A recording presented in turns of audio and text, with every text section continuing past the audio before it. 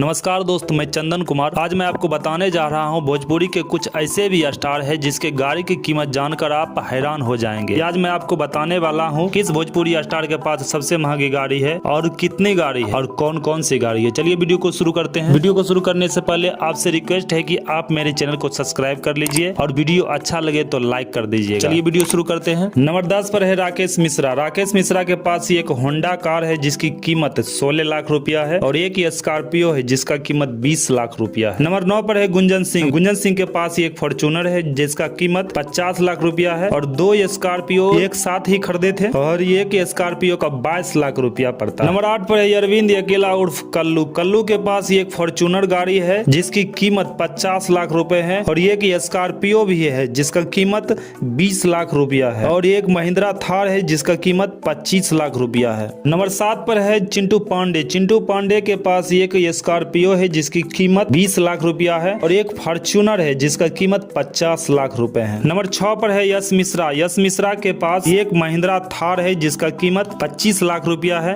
एक फॉर्च्यूनर है जिसका कीमत 50 लाख रुपया है, एक व्हाइट स्कॉर्पियो है जिसका कीमत 18 लाख रुपया है। आप इनमें से किसका फैन है कमेंट में जरूर जाके लिखें। धन्यवाद।